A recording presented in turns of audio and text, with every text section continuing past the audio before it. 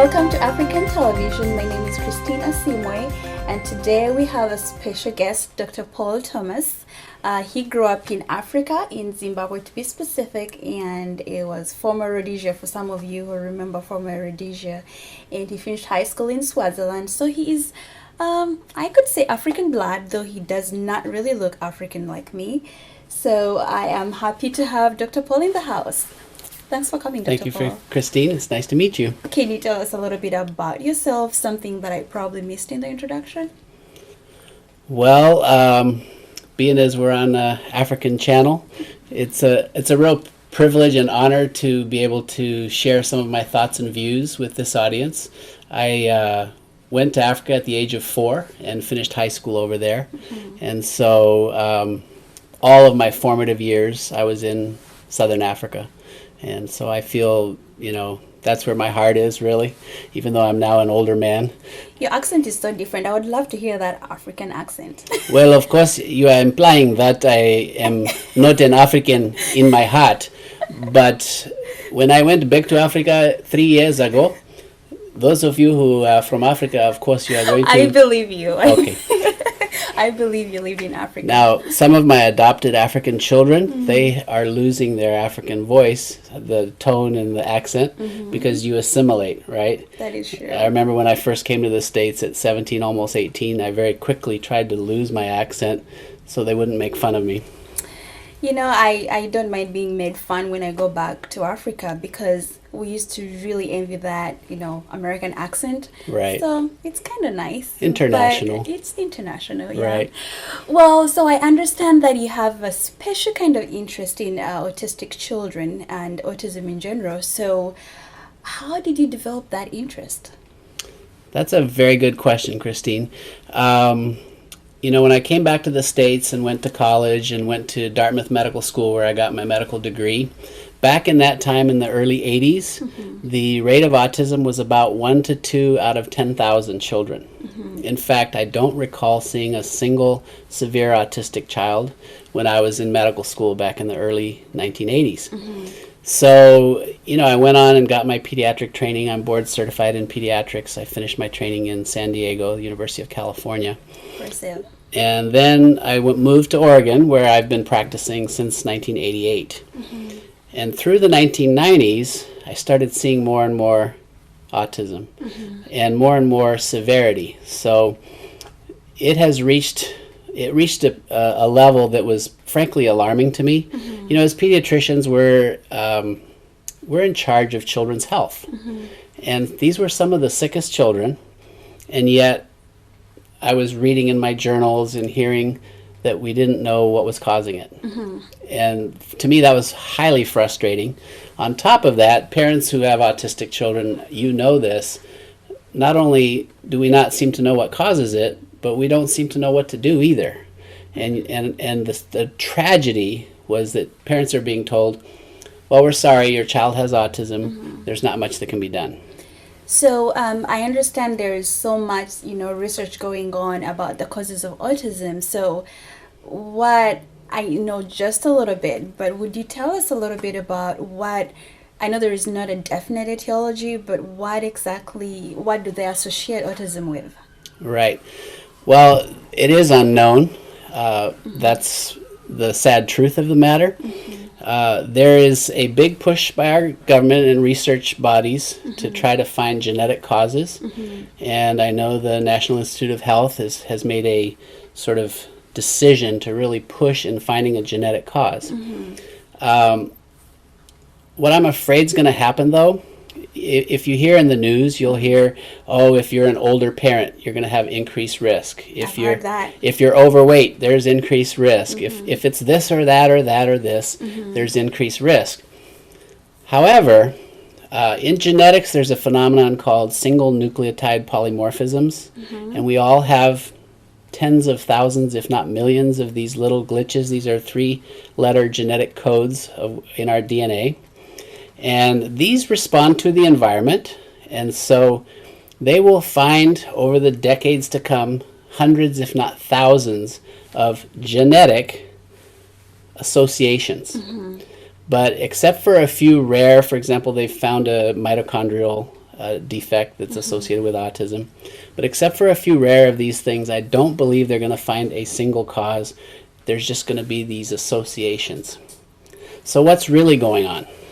Well, so I kind of pick that you are leaning a little bit more to the environmental kind of predisposing factors than the genetic, the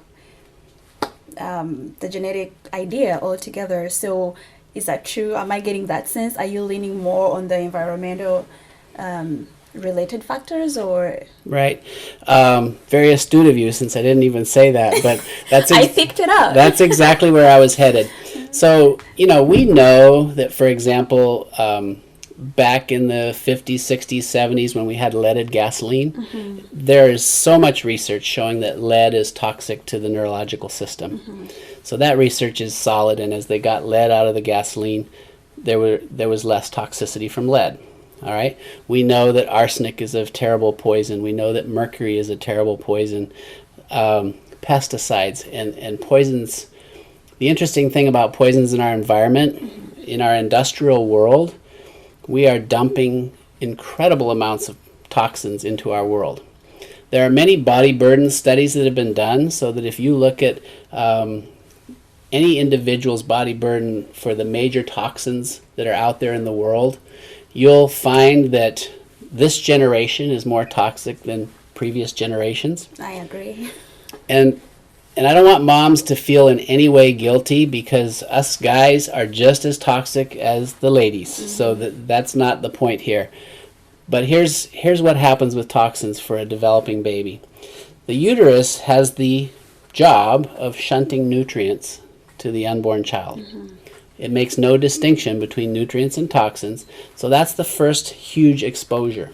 And in fact, a lot of research has shown that you don't want to eat too much fish when you're pregnant, right? This is because we know that fish are very high in mercury, pesticides, certain toxins that are known to have neurotoxicity. But the whole body burden, that's that first exposure to toxins. The next exposure is your child is born, and in the hospital, what's one of the first things that happens, at least in the United States, and I think it's now happening in most countries around the world, is hepatitis B vaccine. Now, there are areas of the world and pockets of inner cities and different areas of very high risk for hepatitis B, and perhaps the mother's hepatitis B status is not known. It would be very important to do that vaccine. That vaccine happens to have 250 micrograms of aluminum. The adult daily maximum for aluminum is 50 micrograms. So you're giving 5 times the adult max of aluminum to a brand newborn to prevent a disease that's sexually transmitted or IV drug use transmitted. So that's something that, parents out there, you might want to think about. If mom's hepatitis B status is known and you don't have hepatitis B, in fact, in this country, most moms actually not only know they don't have hepatitis B, but they're actually immune because we're starting to get mothers who've had the vaccine series. So this is a vaccine in this particular instance that could be avoided, and you're avoiding that next hit of toxins. So the first hit was in the womb, which was unavoidable, but you can be judicious in which vaccines you give. And I want it clear, I am not against vaccines. I think they can be given, but in a manner that makes sense. So that's a very touchy topic right there, because I understood that not really all vaccines, but some vaccinations may contain some, some amount of elements that we don't want to introduce to children that may contribute to autism. So are you suggesting whether there are some specific, apart from hepatitis B, some other immunizations that you wouldn't want, that mothers should think about before they have their children immunized? Well, this is a very tricky topic, as you might imagine. Here in the Northwest, we are in the middle of one of the worst years for pertussis whooping cough that we've had in a decade. In my own practice there in Portland, I've had several cases this year. I think I had 1 or 2 cases in the last decade. So we've had in Oregon 4 infant deaths in the last 5 years from pertussis.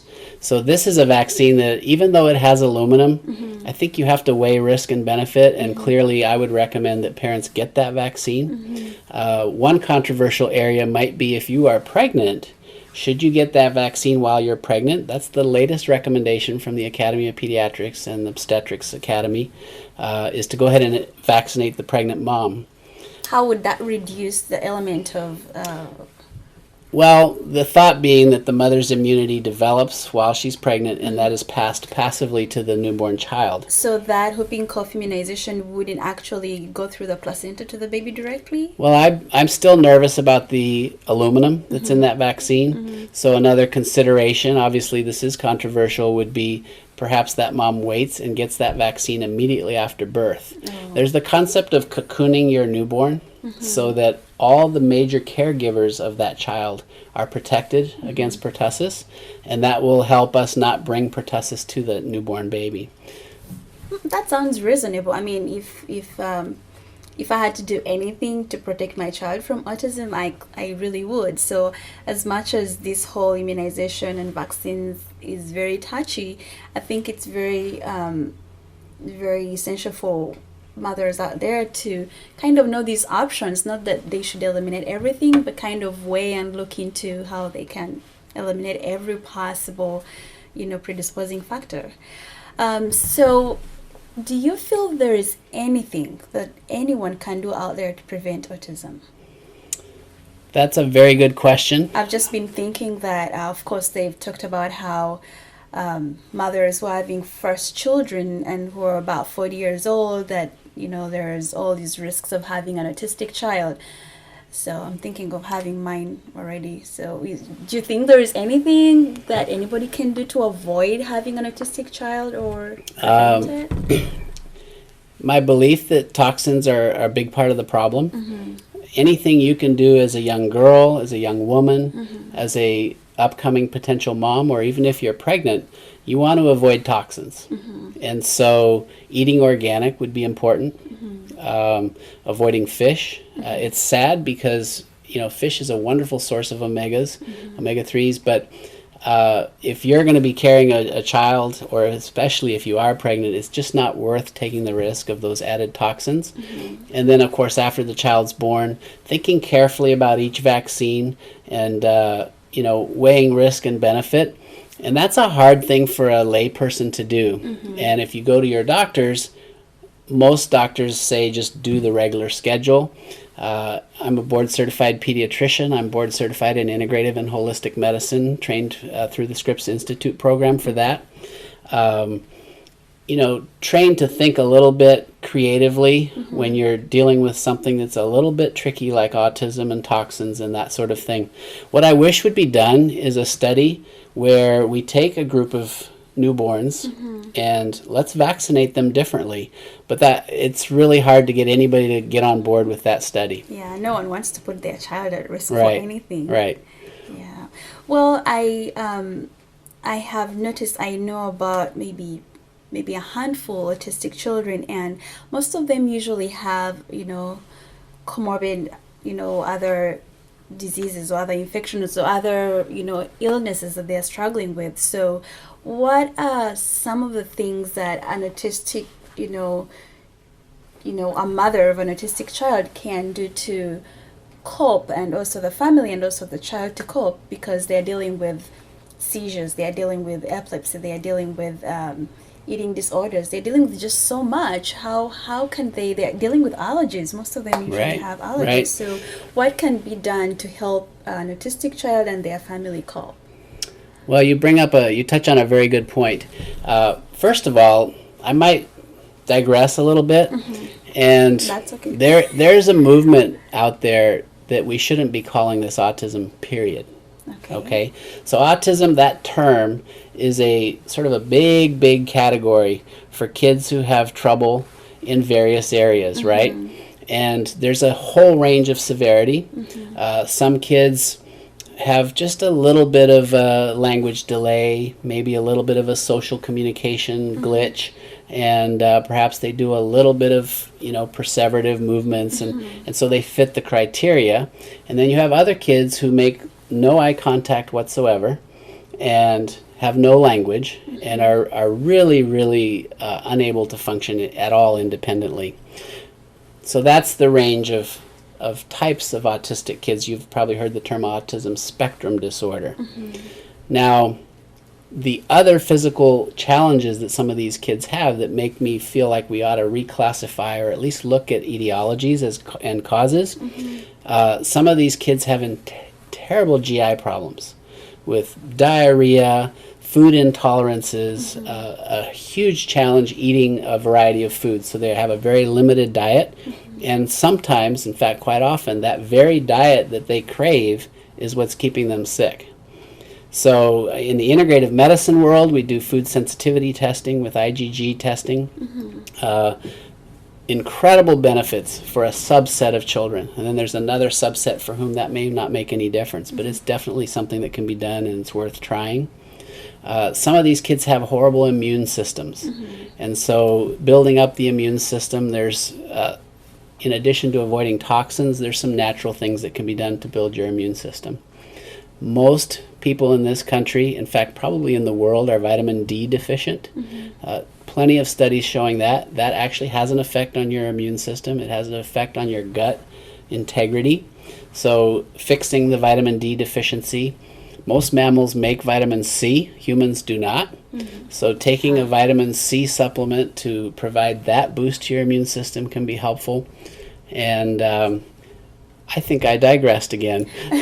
That's okay. I think the question you were asking is what can parents do? Yeah, to help the autistic Right. children cope better. Right. I guess maybe I should rephrase and say some treatments. Maybe that would Sure. make it more. So on the treatment side for autism, we have ABA therapy, applied behavioral analysis. If you have the younger child, it's intensive work with them to learn skills, and that's been proven over and over again to be of benefit. I think unfortunately sometimes the medical establishment pushes that and only that. And then they don't deal with these food sensitivities, dietary needs, nutritional deficiencies. There are ways we can actually monitor and look at the nutrients inside, for example, the white blood cell, as a clue to what's going on inside the brain.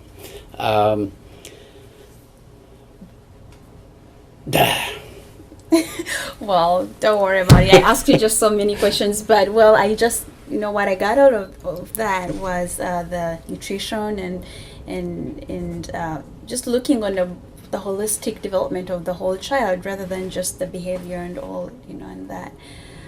So, well, is there any place out there that any mother or any parent of an autistic child can get support? Because I can imagine it's really overwhelming for parents with an autistic child to deal with this all on their own. That is a very good question, and I think what we'll do for the end of this show is we'll put up a number of web addresses so that our viewers can go and get other information, because it's state by state. There are different organizations that are doing a great job of bringing services and providing services to these families. Well, I really thank you so much for, visiting with us today. Is there anything that you want to add, tell our viewers or? Well, I think what I'd like to tell parents who are struggling with an autistic child, that you are my heroes. It is this cause that has given me a passion for medicine, because we need to figure this out. And so I don't want you to feel like you're alone. I would give my sincerest apologies to the families if the medical community has not really done what it should have done, and we need to fight together to get the research done that we need done so that we can really drill down into causes. And to whatever extent vaccines might be a problem, let's figure that out. I think it is imperative that we figure this out. I mean, autism, think about it. When I was in medical school, autism was 1 to 2 in 10,000. It's now 1 in 100, or a recent study, 1 in 88. With boys, of course, a lot more prevalent. Imagine if an alien ship was coming down into our cities and taking 1 out of 100 children right plucking them off the street. would lose a lot of children. Do you think we would be in an uproar about this? Someone would be so fast at figuring it I out. think we would have a huge, massive effort to figure this out. And it just puzzles me that somehow we have not really gotten mad enough or Yeah. something so that we can get to the bottom of this. So those of you who are parents, hang in there, stay involved, and we will figure this out. Thank you very much for listening. Thank you very much, Dr. Thomas. I really appreciate you being here, and I've learned a lot. I hope our viewers have learned something from this, and I want to take this time to thank Davies, Chirwa, the producer, and DC Productions, and we hope to see you again here.